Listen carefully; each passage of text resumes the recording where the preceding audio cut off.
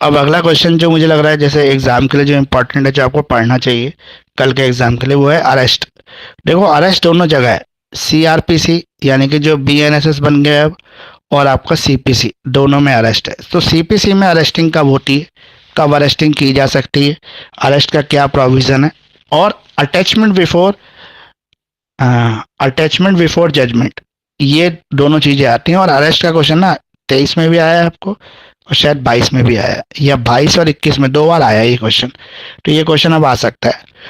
तो ऑर्डर 38 जो हमारा सीपीसी का है वो इसको कवर करता है, अरेस्ट को। तो पहले तो मैं आपसे पूछता हूँ अरेस्ट क्या होता है, बताइए क्या होता है अरेस्ट।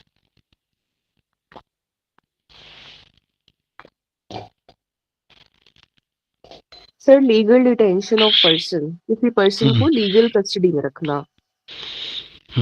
अरेस्ट या डिटेंशन अगर हम कहें तो इसका मतलब ये है किसी व्यक्ति को किसी लीगल कॉज की वजह से डिटेन करके रखना, अपने पास कस्टडी में रखना। तो अरेस्ट या अटैचमेंट बिफोर जजमेंट जो है, जहाँ पे कोर्ट जो है किसी जजमेंट से पहले किसी व्यक्ति को रुकवा देती है, किसी चीज को अटैच कर देती है, प्रॉपर्टी को, व्यक्ति को, किसी चीज को। तो ये एक्स्ट्रा ऑर्डिनरी रेमेडीज हैं जो अवेलेबल है प्लेंटिफ के लिए, इंश्योर करने के लिए कि जो डिफेंडेंट है does not defeat the execution of any degree.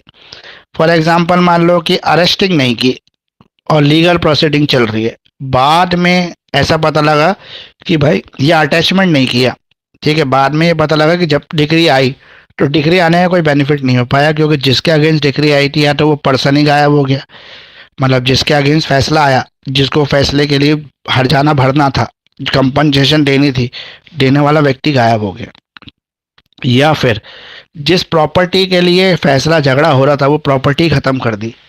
तो इस कंडीशन में कोर्ट क्या करती है, बिफोर द जजमेंट इस पर्सन को अटैच कर देती है, मतलब उस प्रॉपर्टी को अटैच कर देती है, या पर्सन के अरेस्टिंग के ऑर्डर दे सकती है, ताकि जो लीगल डिस्प्यूट इतने टाइम से चल रहा है, सिविल डिस्प्यूट, उसका जो फैसला है, जजमेंट है, उसका बेनिफिट मिले उस पार्टी को जो एग्रीड पार्टी है। जहाँ पे प्लेंटिफ को इंश्योर किया जाता है कि डिफेंडेंट जो है वो डिफीट नहीं करेगा किसी भी लीगल प्रोविजन को। अब किस परिस्थितियों के अंदर ये हमारा जो ऑर्डर 38 है वो एप्लीकेबल होता है, तो इसके लिए रूल 1 बताया गया है, circumstances for arrest before judgment. Judgment के बाद तो अरेस्टिंग होती है केसेस के अंदर, लेकिन जजमेंट से पहले अरेस्टिंग हो रही है यहाँ पर। तो इसके लिए रूल 1 कहता है, condition for arrest before the judgment, intent to delay और डिफीट द एग्जीक्यूशन। जहाँ पर ऐसा लगता हो कोर्ट को कि भाई ये डिले या डिफीट करने के लिए किया जा रहा है एग्जीक्यूशन को। फॉर एग्जाम्पल कोर्ट ने ऑर्डर दे दिया एक व्यक्ति को, ए को बोला कि भाई तुम इसके मकान में रह रहे हो, बी किराएदार था, कि भाई तुम इसके मकान में रह रहे हो, किराया दे नहीं रहे, इसने तो प्लेंटिफ ने पिटीशन फाइल की थी मकान मालिक ने, कोर्ट ने एक्सेप्ट कर दिया, कोर्ट ने बोला 30 दिन के अंदर से घर खाली कर दो। वो व्यक्ति तो खाली नहीं कर रहा है घर, और ना ही कोई अपील वगैरह भी फाइल नहीं कर रहा है, तो यहाँ पे एग्जीक्यूशन ऑफ ऑर्डर आ जाएगा। तो एग्जीक्यूशन ऑफ ऑर्डर में कोर्ट कह देगी कि भाई जाओ कोर्ट का स्टाफ और इसको खाली करवा के प्रॉपर्टी को उसको सौंप दो जिसकी प्रॉपर्टी है।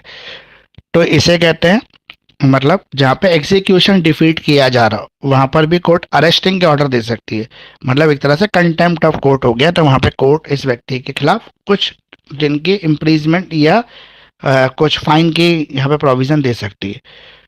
डिस्पोजल ऑफ प्रॉपर्टी, जहाँ पे ये लगता हो कि अगर अरेस्टिंग या अटैचमेंट नहीं की गई तो ये प्रॉपर्टी डिस्पोज हो जाएगी, ये प्रॉपर्टी खत्म हो जाएगी, खराब हो जाएगी। या एब्सकाउंडिंग, एब्सकाउंडिंग मतलब जो डिफेंडेंट है वो विदेश भाग जाएगा, फौरन चला जाएगा भागकर। जैसे बहुत सारे के, जैसे अभी हुआ था ना वो पिछले लोकसभा चुनाव में, कर्नाटका का एक वो था कैंडिडेट, प्रवन्ना कुछ कर था वो, उसके ऊपर बहुत सारी लड़कियों से रेप का चार्ज लगा। तो जब तक उसके खिलाफ केस फाइल हो रहा था या केस रजिस्टर्ड हो रहा था तो पुलिस ने गलती की कि उसको अरेस्ट नहीं किया, लेकिन वो क्या कर गया, विदेश भाग गया। तो अब उसको कैसे पकड़ेंगे, तो एब्सकाउंडिंग का जहाँ पे शक हो वहाँ पर भी कोर्ट जो है अरेस्टिंग करवा सकती है बिफोर द जजमेंट, फैसला आने से पहले। क्योंकि हमारे यहाँ पर ना कानून में एक चीज़ मानी गई है कि हर व्यक्ति जब तक निर्दोष है, जब तक उसको दोषी ना कह दिया जाए या साबित ना कर दिया जाए, जब तक कोर्ट उसको नहीं कह देगी कि आप दोषी हो, तब तक वो बेगुनाह है, निर्दोष है। इसको मानते हैं हम, और इसी मानने की वजह से हम ये कहते हैं कि भाई जजमेंट से पहले उसके ऊपर कुछ नहीं होना चाहिए, इसलिए बेल का भी प्रोविजन रखा गया है कि ड्यूरिंग द ट्रायल एक व्यक्ति क्यों जेल में रहे अननेसेसरी, उसको बेल पे बाहर ले आओ, क्योंकि उसके पास भी फंडामेंटल राइट्स को एंजॉय करने का राइट्स है। ठीक है, तो यहाँ पर इसी के कोर्ट ने ये बोला है कि अरेस्टिंग बिफोर जजमेंट हो सकती है, लेकिन इस कंडीशन में हो सकती है। अब proceeding for arrest before judgment, कैसे प्रोसीड करोगे आप इसको अरेस्ट बिफोर जजमेंट को? तो यहाँ पर प्लेंटिफ या डिफेंडेंट एक एप्लीकेशन फाइल करेगा जहाँ पे उसको लगता है कि इस तरह की अरेस्टिंग होनी चाहिए, अदरवाइज जजमेंट आने का कोई फैसला नहीं होगा, या अटैचमेंट होनी चाहिए, जजमेंट आने का कोई फैसला नहीं होगा। या कोर्ट को सेटिस्फेक्शन करने के लिए, फॉर एग्जाम्पल ए और बी के ऊपर जो डिस्प्यूट चल रहा था वो 5 लाख की प्रॉपर्टी का चल रहा था। कोर्ट को दूसरे व्यक्ति को ये शक था कि भाई प्लेंटिफ को ये शक था कि जब तक फैसला आएगा तब तक डिफेंडेंट इस प्रॉपर्टी को खराब कर देगा, या कोई 5 लाख रुपए की गाड़ी है उसको वो इतना मतलब चलाएगा, या उसका मिसयूज करेगा, या उसका इंजन के अंदर से कोई पार्ट चुरा लेगा, या कुछ भी करेगा, गाड़ी कोई कीमत बचेगी नहीं अगर मेरे पास आ भी गई तो वहाँ पर वो एक एप्लीकेशन फाइल करेगा कोर्ट में, कोर्ट को सेटिस्फाइड कर देगा और कोर्ट उसके खिलाफ अटैचमेंट के ऑर्डर दे देगी, गाड़ी को जो है जब्त कर लो और पुलिस कस्टडी में या कहीं पर भी जहाँ पर कोर्ट चाहेगी उसके पास रख लो जब तक फैसला ना आ जाए। तो यहाँ पर अगर सामने वाली पार्टी डिफेंडेंट ये बोले कि भाई गाड़ी की वैल्यू 5 लाख की, मैं 5 लाख की सिक्योरिटी दे रहा हूँ कोर्ट में, तो फिर अटैचमेंट प्रॉपर्टी को रिलीज कर देगी कोर्ट, फिर कोर्ट रिलीज कर देगी जहाँ पे सिक्योरिटी आ जाएगी वहाँ पर। इसी तरह से अरेस्टिंग के ऑर्डर दिए जा सकते हैं कोर्ट द्वारा। तो कोर्ट में release the defendant if provide the security sufficient to satisfy the decree, अगर डिक्री के बाद जो चीज आने वाली है उसको सेटिस्फेक्शन दे लेता है तो कोर्ट इसमें रिलीज कर देगी, उसको छोड़ देगी। सरकमटेंसेस फॉर अटैचमेंट बिफोर, तो यहाँ पे किस परिस्थितियों के अंदर जजमेंट से पहले जो है वो अटैचमेंट किया जा सकता है? Order 38 rule 5, attachment of defendant property before the judgment to prevent the defendant from disposing of or concealing of obstruct the executions of a potential decree, किसी भी पोटेंशियल डिक्री से जो भी बेनिफिट होने वाला है उस बेनिफिट को बचाने के लिए इस तरह के अरेस्टिंग या अटैचमेंट के ऑर्डर दिए जा सकते हैं। हमें बीएनएसएस के जो प्रोविजन है यानी कि सीआरपीसी के प्रोविजन नहीं लिखने इसमें अरेस्टिंग के, हमें सीपीसी के प्रोविजंस बताने इसमें अरेस्टिंग के। वहाँ पर तो रेप हो, मर्डर हो, ठीक है, उन कंडीशन में जो है अरेस्टिंग कर सकती है पुलिस, विदाउट वारंट, विद वारंट, वो अरेस्टिंग हम बीएनएसएस वाले सब्जेक्ट में पढ़ेंगे, यहाँ पर नहीं। Condition for attachment before judgment, क्या क्या कंडीशन जो सेटिस्फाइड करना पड़ता है? तो पहला, intent to delay, intentional delay कर रहा हो पेटिशनर या डिफेंडेंट तो वहाँ पर अटैचमेंट बिफोर किया जा सकता है। पर्पस ऑफ प्रॉपर्टी डिस्पोजल, जहाँ पर ये लग रहा हो कि प्रॉपर्टी डिस्पोज हो जाएगी अगर अटैचमेंट नहीं किया गया तो। अब इसका प्रोसीजर क्या है? प्रोसीजर वही है जो हमेशा होता है, सबसे पहले एप्लीकेशन फाइल करनी पड़ेगी आपको, जहाँ पर भी आप अटैच कराना चाहते हो या अरेस्टिंग कराना चाहते हो तो दूसरी पार्टी उसके खिलाफ एप्लीकेशन देगी, जिसको भी अरेस्टिंग या अटैचमेंट कराना चाहती है प्रॉपर्टी को। वो कोर्ट अगर सेटिस्फाइड हो जाती है उसके एप्लीकेशन पे, कोर्ट को भी लगता है कि इस तरह की चीज़ से जो है वो प्रॉपर्टी डिस्पोज या फिर अरेस्टिंग जरूरी है, तो वहाँ पर कोर्ट इसके ऑर्डर दे सकती है। ठीक है, ऑर्डर फॉर अटैचमेंट दे देगी कोर्ट का सेटिस्फेक्शन भी जरूरी है। अगर हम जुडिशियल डिस्क्रिशंस या फिर सेफगार्ड्स कहें कि ऐसा क्यों किया जाता है, तो इसका रीज़न यही है कि कोर्ट भी ये चाहती है कि भाई जो भी इतनी लंबी लीगल प्रोसीडिंग चल रही है उसके बाद फैसला आ रहा है, उसके बाद भी अगर पार्टी जो है उसका बेनिफिट ना ले पाए, 6 साल तक दोनों पार्टियां लड़ती रही प्रॉपर्टी के लिए, 6 साल बाद उसका फैसला आ रहा है और दूसरी पार्टी को पहली पार्टी से प्रॉपर्टी मिल रही है और पता लगे वो प्रॉपर्टी अब किसी काम की नहीं बची, उसको इस तरीके से उसने डिस्पोज कर दिया या उसका रूप बदल दिया या कुछ और कर दिया, मतलब उसके अंदर डैमेजेस कर दी, तो इसलिए उसको डिग्री का कोई फ़ायदा नहीं होगा, 6 साल की फाइट बेकार हो जाएगी। या वो व्यक्ति भाग जाए, ठीक है, जिसको हर जाना कंपनसेशन से कोई चीज़ देनी, विदेश भाग जाए या अपने आप की आइडेंटिटी चेंज कर ले, कहीं छुप जाए, उसका पता हो कि ये तो भागने वाला है, तो वहाँ पर वो इस तरह के जो है अरेस्टिंग करवा सकता है उसकी। लेकिन अगर वो व्यक्ति उसकी सिक्योरिटी दे दे, जितने की प्रॉपर्टी वो पैसा कोर्ट में जमा करा दे, एफडी बनवा के कोर्ट में दे दे, या किसी और तरह की कुछ भी सिक्योरिटी या कोई भी ऐसी चीज़ दे दे, कंपनसेशन प्रोवाइड करा दे, तो वहाँ पे उसकी अरेस्टिंग अटैचमेंट नहीं होगी। फिर property that can be attach by the court under the civil procedure code, कौन सी प्रॉपर्टी है जिनका अटैचमेंट हो सकता है। तो इसमें वैसे लगभग हर तरह की प्रॉपर्टी का हो सकता है, जो भी डिस्प्यूटेड प्रॉपर्टी है वो, जैसे मूवेबल प्रॉपर्टी, कोई भी मूवेबल प्रॉपर्टी है, कोई इमूवेबल प्रॉपर्टी है, कोई सैलरी वेजेस है। यहाँ पे सैलरी वेजेस भी होते हैं, जैसे जहाँ से सैलरी आ रही है वहाँ पे कोर्ट ने बोला कि भाई इसको कंपनसेशन देना होगा, इसके पास इतना पैसा है नहीं। प्लेंटिफ ने बोला कि भाई जितना पैसा मुझसे इससे लेना उतना पैसा तो इसके पास है ही नहीं, ये देगा कहाँ से मुझे। लेकिन इसकी हर महीने इतनी सैलरी आती है अकाउंट में, अगर सैलरी से पैसा काट लिया जाए और ये कमिटमेंट इसका एम्प्लॉयर कर दे कि जब तक पैसा पूरा नहीं होगा वो मुझे किस्तें देता रहेगा, तो ये ज़्यादा अच्छा रहेगा। तो वहाँ पर सैलरी को भी अटैच किया जा सकता है, ठीक है। या कोई नेगोशिएबल इंस्ट्रूमेंट है उसको कर सकते हैं। पार्टनरशिप प्रॉपर्टी में अगर पार्टनर्स का जो इंटरेस्ट है उसको कर सकते हैं। कोई एग्रीकल्चर प्रोसीजर, कोई एग्रीकल्चर प्रोड्यूस है उसका, उसको भी कर सकते हैं। किसी बैंक अकाउंट को कर सकते हैं, किसी बिजनेस इंटरेस्ट जो है उसको भी कर सकते हैं। अब किसको नहीं कर सकते, ऐसी प्रॉपर्टी है जिसको नहीं कर सकते, जैसे पहनने के कपड़े, उनको नहीं कर सकते। या फिर उसके जो वर्किंग टूल्स होते हैं जिसकी सहायता से वो काम करता है, उन टूल्स को नहीं कर सकते अटैच। या उसकी कोई पर्सनल बिलोंगिंग्स हैं उसको भी नहीं कर सकते। उसको कोई पेंशन मिल रही है तो पेंशन से, मान लो कोई बूढ़ा आदमी है उसकी पेंशन से ही उसका घर चल रहा है, तो पेंशन को नहीं कर सकते इसमें, क्योंकि उससे उसके जीवन लाइफ सेव हो रही है इस वजह से। कोई गवर्नमेंट से उसको ग्रांट मिल रही है तो गवर्नमेंट ग्रांट्स को इसमें नहीं कर सकते।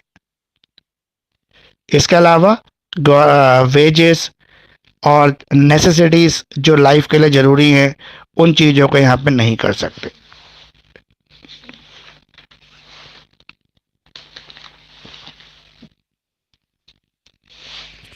अब जो और इसके अंदर है वो मैं देख लेता हूँ एक बार कि कौन सी ऐसी चीज़ें अब जो रह गई हैं जो हमें एग्जाम के हिसाब से करना चाहिए। वैसे आपको देखो, ये प्लीडिंग भी एक इम्पॉर्टेंट क्वेश्चन है। प्लीडिंग का मतलब होता है कि जो लीगल प्रोसीडिंग है कोर्ट की, उसके अंदर दोनों पार्टियों की तरफ से जो भी डॉक्यूमेंट, स्टेटमेंट या जो भी नेसेसरी चीज़ें कोर्ट में सबमिट की जा रही हैं रिटर्न फॉर्म में, वो प्लीडिंग में कवर हो जाती है। उसकी कार्रवाई जो है कोर्ट की, वो जैसे प्लेंट प्लेंट पटिशनर की तरफ से प्लेंट फाइल होती है कोर्ट में, तो प्लेंट को हम प्लीडिंग में ले सकते हैं। इसके अलावा रिटर्न स्टेटमेंट जो डिफेंडेंट की तरफ से आती है वो प्लीडिंग में शामिल हो जाती है। तो प्लीडिंग जो है हमारा लीगल कार्रवाई या लीगल प्रोसेस में जो जो चीज़ें आती हैं दोनों पार्टीज की तरफ से, उसको हम इसमें कवर कर सकते हैं। वैसे लगभग मैंने आपको जो इम्पोर्टेंट क्वेश्चन थे वो सारे ही बता दिए। अभी मैं और देख लेता हूँ इसमें क्या बचा है हमारे पास। इसमें बचा है अपील, बचा है अभी आपका, अपील भी एक इम्पॉर्टेंट टॉपिक है, ठीक है। और रिवीजन बचा है, रिव्यू बचा है, रेफरेंस बचा है। ये सब भी आपको कर लेना है एग्जाम के पॉइंट ऑफ व्यू से, ये भी इम्पोर्टेंट है। देखो अपील क्या होती है, अपील क्या होती है बताओ कोई, क्या होती है अपील? अपील, रेफरेंस और रिव्यू, नहीं रेफरेंस नहीं, अपील, रिव्यू और रिवीजन, ये क्या है? सर अपील मतलब किसी हायर कोर्ट में जाके जब हम अपने किसी लोअर कोर्ट के ऑर्डर को रिवाइज करवाते हैं कि इसमें ये कमी रह गई थी, अभी हम सेटिस्फाइड नहीं है, जो भी डिक्री या जजमेंट आ रखा है। और रिव्यू मतलब जब 114 में डिफाइंड है सीपीसी की, जब कोर्ट अपने खुद के ही ऑर्डर को सेम कोर्ट, सेम जज और सेम सब्जेक्ट मैटर पे खुद के ही ऑर्डर को रिवाइज करती है, उसको रिव्यू कहते हैं कि इसमें कुछ कमी रह गई थी शायद, जब भी हम ऐसे कोई एप्लीकेशन फाइल करते हैं कोर्ट में। और रिवीजन मतलब आई थिंक 115 में डिफाइंड है। रिवीजन मतलब जब किसी हायर कोर्ट या हाई कोर्ट से उस चीज के लिए अपील करते हैं कि मतलब अभी भी हम सेटिस्फाइड नहीं है इस पर्टिकुलर जजमेंट से, तो आप थोड़ा सा देख लो, तो उसको हम लोग रिवीजन बोलेंगे। बिल्कुल। देखो अपील, रिव्यू और रिवीजन, तीन चीजें हैं हमारे पास जो सिविल प्रोसीडिंग में चलती हैं। सबसे पहले अपील आपको समझना चाहिए। दो पार्टी होती हैं इसके अंदर, एक पार्टी जिसको इस डिक्री से, ऑर्डर जजमेंट से बेनिफिट हुआ, दूसरी पार्टी जिसको ऑर्डर जजमेंट से बेनिफिट नहीं हुआ, जो एग्रीड पार्टी जिसका लॉस हो रहा है। तो अपील में जा कौन सकता है? कंपिटेंट पार्टी कौन है अपील के लिए? तो जो बेनिफिट में है वो अपील में नहीं जा सकती। ये कोर्ट में बोला गया कि बेनिफिशियल पार्टी कभी भी अपील में नहीं जा सकती। वो ये भी कह सकता है मुझे तो ये बेनिफिट और मिलना चाहिए इसलिए मैं अपील में जा रहा हूँ, नहीं, वो अपील में नहीं जा सकती। वो पार्टी जिसको ऑर्डर जजमेंट से गेन हुआ है वो कभी भी नहीं जा सकती है। कहाँ पे नहीं जा सकती? अपील में। अब अपील में जाएगी कौन सी पार्टी? जो एग्रीड पार्टी, जिसको उस जजमेंट उसके अगेंस्ट आया है, जिसको ऐसा लग रहा है कि भाई मेरे तो इसमें नुकसान हुआ और कोर्ट ने गलत फैसला दिया। लेकिन क्या ऐसा व्यक्ति अपनी सोच के हिसाब से कि मुझे नुकसान हो गया था मैं अपील में चला जाऊं, जा सकता है? अगर ऐसे सब लोग अपील में चले जाएंगे तो कभी कोर्ट केसेस खत्म ही नहीं होंगे। अपील पे अपील, अपील पे अपील चलती जाएगी। तो इसके लिए कोर्ट ने एक प्रिंसिपल दिया है कि जब अपील पे आपको जाना है तो आपको इन ग्राउंड्स को फॉलो करना पड़ेगा, तभी आप अपील में जा सकते हो। जहाँ पे मिस कैरेज ऑफ लॉ हो गया हो, जहाँ पे किसी लॉ को गलत इम्प्लीकेशंस हो गया हो जज के थ्रू, जैसे मैंने आपको पहले ही बताया, जज भी हमारी तरह से एक इंसान ही है, वो भी गलती कर सकता है। तो जहाँ पे मिस कैरेज ऑफ जस्टिस हो गया हो, जहाँ पे गलत wrong judicial implications of mind हो गया हो जज का, जज ने अपने माइंड को ठीक से एप्लीकेबल नहीं किया, किसी सेक्शन को, सब सेक्शन को, किसी एक्ट को गलत तरीके से इम्प्लीमेंट कर दिया, गलत तरीके से इम्प्लीमेंट कर दिया, तो भाई हम अपील में तो जाएंगे ही जाएंगे। क्योंकि हमें पता है कि भाई इंडिजेंट पर्सन का जो सूट है वो केवल उसके लिए हो सकता है जो 1,000 रुपये से कम का है। लेकिन जज ने पहली बात तो उसको एक्सेप्ट कर लिया, जबकि उसकी प्रॉपर्टी का मैंने सबूत दिया, फिर भी जज ने मेरी बात को इग्नोर करते हुए उसको एक्सेप्ट कर लिया, फिर उसका फैसला भी दे दिया इंडिजेंट पर्सन सूट पे जो रॉन्ग है। तो वहाँ पे मैं जजमेंट में जा सकता हूँ। या फिर फॉर एग्जाम्पल मान लो रेंट डिस्प्यूट था, मुझे पता था कि भाई मालिक हमेशा रेंट डिस्प्यूट में जीत सकता है, लेकिन वो तो मालिक ही नहीं था, मैं तो उसके टाइटल को ही चैलेंज कर रहा था कि वो मालिक ही नहीं है मेरा, मेरा मालिक तो दूसरा बंदा है। लेकिन कोर्ट ने मेरी बात को सुना ही नहीं, मेरे सबूतों को देखा ही नहीं, अननेसेसरी फैसला दे, वहाँ पे मैं अपील में जा सकता हूँ। मतलब अपील में कब जा सकते हैं ये भी आपको लिखना होगा एग्जाम में, कि जब आप मिसकैरेज ऑफ जस्टिस हो, यानी कि जज ने कोई डिसीजन लिया है जिसमें मिस्टेक ऑफ लॉ हो गया हो, मिस्टेक ऑफ लॉ हो गया हो, मिस्टेक ऑफ फैक्ट हो गया हो, वहाँ पर हम जा सकते हैं। कहाँ पर जा सकते हैं? अपील में। अपील में केस को क्या दोबारा सुना जाता है? नहीं, अपील में उसी प्रोसीडिंग पे फैसला दिया जाता है जो ट्रायल कोर्ट में हो चुका है। जो ट्रायल अगर कंप्लीट दोबारा ट्रायल करना हो तो कोर्ट उसको लोअर कोर्ट में दोबारा ट्रांसफर कर देती है। ये तो अपील हो गया। अब आ गया आपका रिव्यू। जैसे अभी शिखा ने बताया कि रिव्यू क्या होता है। देखो रिव्यू का मतलब है दोबारा से व्यू करना, रिव्यू करना, यानी कि दोबारा से हम व्यू कर रहे हैं। दोबारा से व्यू का मतलब ये हो रहा है कि जिस कोर्ट ने फैसला दिया है उसी से हम रिव्यू पिटीशन लगा दिया कि जज साहब आपने सब कुछ तो ठीक किया, थोड़ा सा शायद ये आपसे आपने ध्यान नहीं दिया इस चीज, इस फैक्ट के ऊपर, ये और देख लो और इस जजमेंट में कुछ चेंज कर सकते हो तो कर दो। तो कोर्ट ने माना कि हाँ ये फैक्ट थोड़ा कंसिडर करने में दिक्कत हो गई, मिस्टेक ऑन ऑफ फैक्ट हो गया हमसे, हम इसको दोबारा कंसिडर करके हम अमेंडमेंट ऑफ ऑर्डर लेके आएंगे। तो कोर्ट अपने और जजमेंट को अमेंड कर देती है, जजमेंट, अमेंडमेंट ऑफ जजमेंट। देखो जजमेंट, ऑर्डर, डिक्री, ये तीनों अलग अलग चीज हैं, इनमें कभी कंफ्यूज मत होना। फाइनल डिसीजन जो कोर्ट का होता है वो judgment, during the proceeding court को निर्देश देती है वो ऑर्डर, और डिक्री जहाँ पे कोर्ट किसी चीज को करने के एग्जीक्यूशन के ऑर्डर देती है वो डिक्री। तो ये डिक्री, जजमेंट, ऑर्डर भी आपको क्लियरली पता होना चाहिए, आप यहाँ पर कोई मिस्टेक मत करना। अब ये हो गया आपका रिव्यू। रिवीजन क्या है? देखो रिवीजन के लिए जनरली जो ट्रायल का टाइम होता है वो 90 दिन का होता है। रिवीजन का मतलब है जहाँ पर हम हाई कोर्ट में जाते हैं, मतलब सबऑर्डिनेट कोर्ट के फैसले के खिलाफ सुनवाई लेके हम हायर कोर्ट में जाते हैं और कहते हैं एरर और मिस्टेक हो गया है लॉ का जी, वहाँ पर कुछ गलत चीज हो गई है और इस चीज पे ध्यान नहीं दिया गया, अब हम यहाँ पर आपके पास आ गए। तो वहाँ पर उसे कहते हैं सेक्शन 115 इसको कवर करता है, और ये हायर कोर्ट में लोअर कोर्ट की प्रोसीडिंग के खिलाफ रिवीजन फाइल की जा सकती है। तो ये रिवीजन, रिव्यू और हो गया आपका रिवीजन, रिव्यू और अपील।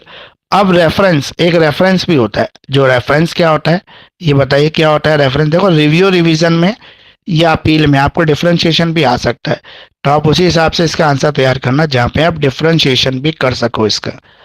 अब आप मुझे ये बताओ जो मैंने पूछा अभी आपसे, रेफरेंस क्या होता है? सर रेफरेंस हम किसी केस का भी ले सकते हैं, कोई पुराना जजमेंट था उसका रेफरेंस लिया अगर हमारे फैक्ट्स मैच कर रहे हैं, या फिर रेफरेंस हम लोग किसी हायर कोर्ट के दिए गए डिसीजन का भी ले सकते हैं। देखो यहाँ पे रेफरेंस का मतलब है सिविल प्रोसीडिंग में, ये तो क्रिमिनल वाला हो गया बीएनएसएस में रेफरेंस। लेकिन हमारा जो सीपीसी में रेफरेंस है वो क्या है? जब कोई जूनियर जज किसी सीनियर जज से किसी एक लॉ के ऊपर, जैसे फॉर एग्जांपल ये नहीं है कि हर चीज को, हर बात, हर चीज को समझ में, मतलब हर व्यक्ति को हर बात समझ में ही आ जाए। जज भी भगवान तो नहीं है कि वो हर चीज को समझ लेगा। कोई स्टैटू को पढ़ने में उसको समझ में नहीं आ रहा, या किसी पर्टिकुलर लॉ का कोई सेक्शन वो इम्प्लीकेबल नहीं कर पा रहा, वो समझ नहीं पा रहा कि इसकी करेक्ट इंटरप्रिटेशन क्या है, तो उस करेक्ट इंटरप्रिटेशन के लिए एडवाइस के लिए वो अपने हायर जज से कांटेक्ट कर, जैसे जो सीजेएम होता है वो सेशन कोर्ट के मजिस्ट्रेट से ले सकता है, हाई कोर्ट के मजिस्ट्रेट से एडवाइस ले सकता है, उस एडवाइस को रेफरेंस कहते हैं, जहाँ पे उस पर्टिकुलर स्टैट्यूट पर्टिकुलर लॉ के करेक्शन के लिए, एरर ऑफ मिस्टेक्स के लिए जो है रेफरेंस को फॉलो किया जा सकता है। यहाँ पर पार्टी नहीं जाती है, मतलब प्लेंटिफ या डिफेंडेंट नहीं जा रहे हैं, यहाँ पे जज जो है दूसरे जज से एडवाइस ले रहा है, उसे कहता है रेफरेंस। तो ये रेफरेंस, रिव्यू, रिवीजन, तीनों चीजें आपको पता होनी चाहिए। रेफरेंस पे आपको एक आध नंबर में, 4 नंबर में पूछ सकता है, आपको 4 नंबर का क्वेश्चन बन जाता है इसके अंदर। देखो जो इस वीडियो के मैंने शुरू में आपको जो भी क्वेश्चन बताए थे वो सारे क्वेश्चन मेरे हिसाब से पीवाईक्यूज में बहुत इंपॉर्टेंट क्वेश्चन है, आपको वो करने चाहिए, उनको क्वेश्चंस को आप बिल्कुल भी इग्नोर मत करना। अब ये जो डिक्री होता है, ये डिक्री क्या होता है, डिक्री, ऑर्डर, जजमेंट, ये तीनों चीजें आपको वैसे पता होनी चाहिए। अब डिक्री क्या होता है, डिक्री क्या है, बताइए क्या होता है डिक्री? सर ये सेक्शन 2 क्लॉज 2 में दिया हुआ है सीपीसी के, सॉरी सेक्शन 2 हाँ, सेक्शन सेक्शन 2 टू के सब सेक्शन 2 क्लॉज में 2। है। हाँ और ये कोई फॉर्मल ऑर्डर होता है इन्फोर्समेंट के लिए, जो भी कोर्ट का ऑर्डर होता है, हम्म, और ये मतलब मतलब हाँ, फाइनल ऑर्डर होता है। हाँ मतलब ये एक ऐसा आदेश है जिसको करने के लिए कोर्ट ऑर्डर देती है, डिक्री है। किसी शॉप को खाली कराने का ऑर्डर डिक्री कहलाएगा, ठीक है, क्योंकि वहां पे एग्जीक्यूशन के बारे में बताया गया है। तो यहाँ पे एजुडिकेशन है, यानी कि फॉर्मल एजुकेशन है, डिटर्मिनेशन है, पार्टीज के राइट्स की बात की गई है। और ये जो सूट प्रॉपर्टी या किसी लीगल प्रोसीडिंग के रिलेट में दिया जाता है, ये डिक्री जो होता है, ठीक है, और ये फॉर्मल एक्सप्रेशन, मतलब इसमें क्लियर स्पेसिफिकली मेंशन होता है कि भाई क्या करना है। और ये जो डिक्री होता है ये फाइनल भी हो सकती है, प्रीमरी स्टेट में भी हो सकती है, या पार्शियल डिक्री भी हो सकती है जो फाइनल ना हो। तो डिक्री और ऑर्डर में क्या फ़र्क है, ये भी आपको एग्जाम में पूछ सकता है। ऑर्डर ड्यूरिंग द ट्रायल दिए जाते हैं, जजमेंट जो है ट्रायल कंप्लीट होने के बाद आता है, और डिक्री किसी का आदेश होता है जिसमें कोर्ट कहती है कि भाई ये काम आप कर दो, ठीक है, ये आपको एग्जाम में पूछ सकता है। लीगल डिसेबिलिटी, ये एक इंपॉर्टेंट टॉपिक था, ये छूट गया था। ये बताइए लीगल डिसेबिलिटी क्या होता है, किस पर्सन को सीपीसी के अंदर, देखो सीआरपीसी या बीएनएसएस अलग है लीगल डिसेबिलिटी, लेकिन सीपीसी में किसको लीगली डिसेबल बोला गया है?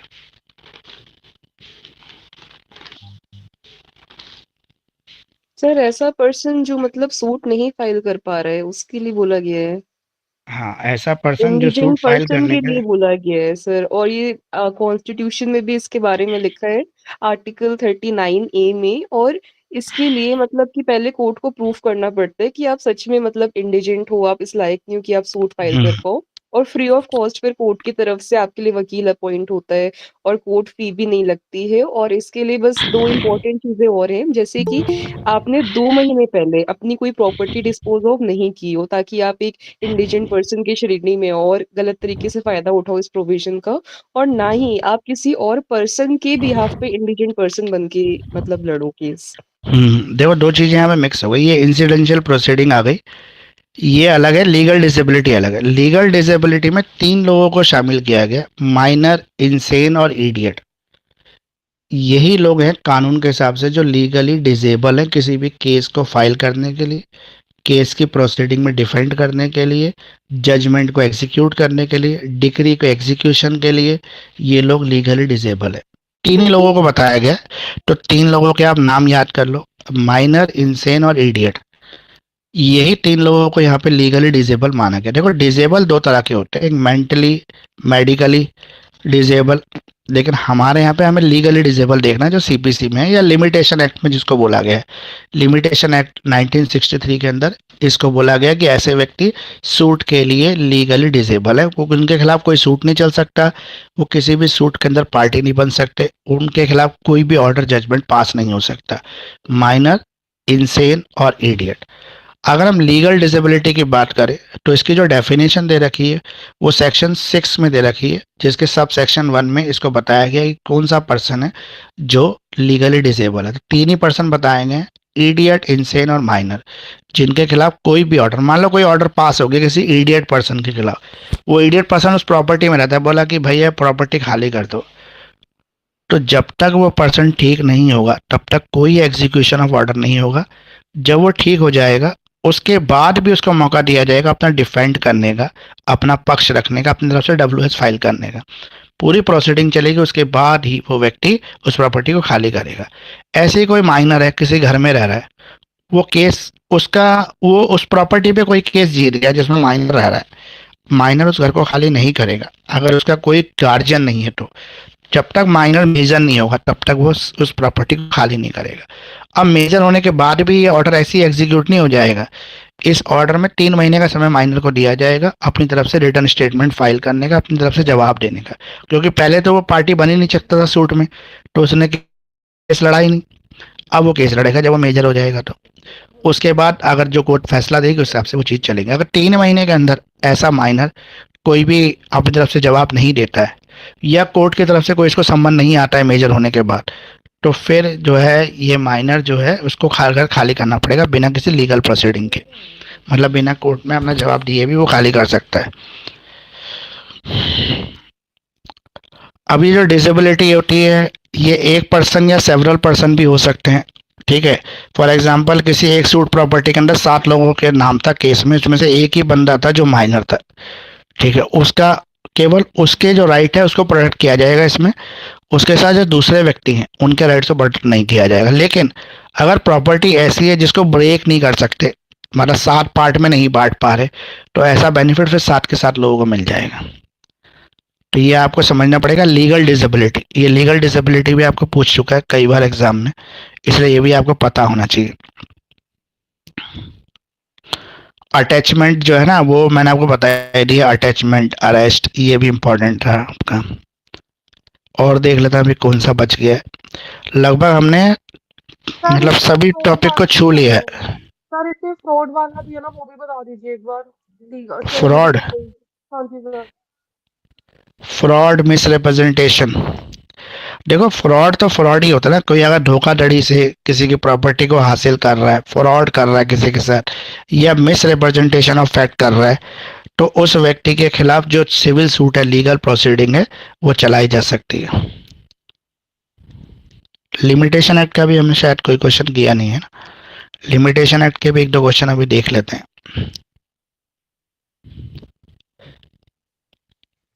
सर जो आपने रिवीजन बताया था ना 115 में, उसमें आपने बताया था कि अपील हो सकती है, लेकिन सर रिवीजन में अपील नहीं होती। नहीं नहीं, मैंने अपील नहीं बताया, रिवीजन बताया, जहाँ पर मिस्टेकन ऑफ लॉ हो गया हो, किसी तरह के लॉ को गलत ले लिया गया हो, वहाँ पर रिवीजन। अपील, रिवीजन और रिव्यू तीनों अलग अलग चीज़ें हैं। नहीं रिवीजन तीनों अलग है, लेकिन आपने सर ये बोला था कि रिवीजन जैसे हाई कोर्ट करती है अपने ही फैसले को रिवाइज करती है, तो उसमें हम अपील नहीं कर रिव्यू, सकते ना।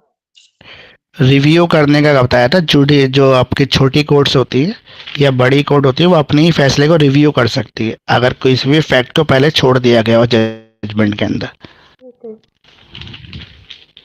वहाँ पर वो रिव्यू करने की उसके पास पावर है, वो उस चीज़ को रिव्यू कर सकते हैं।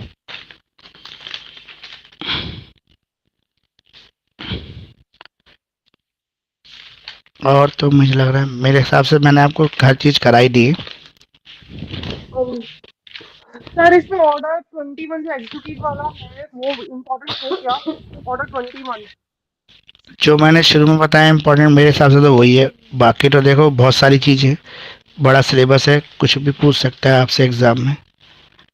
ये जो आपका एक क्वेश्चन आता है लिमिटेशन एक्ट का, नेचर कैरेक्टरिस्टिक्स लिमिटेशन एक्ट की, या लॉ ऑफ लिमिटेशन एक्ट जिसको कहते हैं, तो लॉ ऑफ लिमिटेशन एक्ट जो जिसमें मिनिमम पीरियड जो है, लिमिटेशन एक्ट का वैसे होता क्या है, लिमिटेशन एक्ट में आपको ये बताता है कि भाई पर्टिकुलर सूट जो है उसकी अपील, रिवीजन या रिव्यू में आप कितने दिन में जा सकते हैं, आपके पास टाइम पीरियड क्या है, ये आपका लिमिटेशन है, जो लिमिट डिसाइड करता है आपके किसी भी लीगल एक्शन के ऊपर, जहाँ पे एक प्रिस्क्राइब पीरियड बताया जाता है आपके लिए, ठीक है।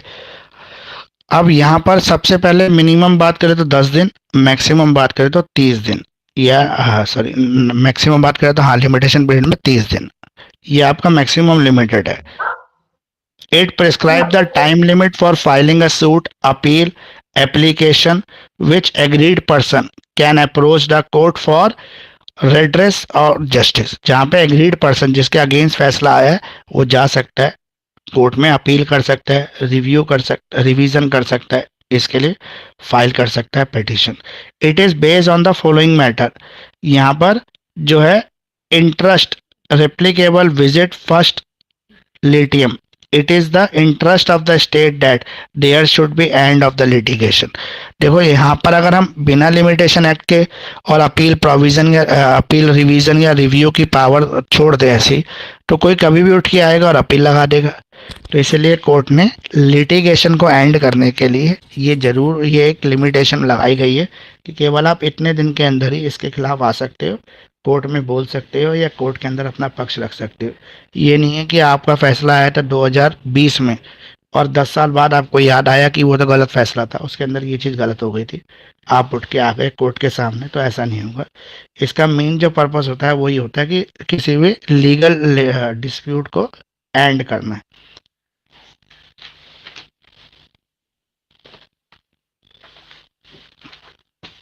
मैंने आपको लगभग सब बता दिया इसका, बाकी आपके हिसाब से और भी जो चीज़ें आपको लगे कि एग्ज़ाम के पॉइंट ऑफ व्यू से इम्पोर्टेंट है, आ सकती है, उसको आप भी कर लेना।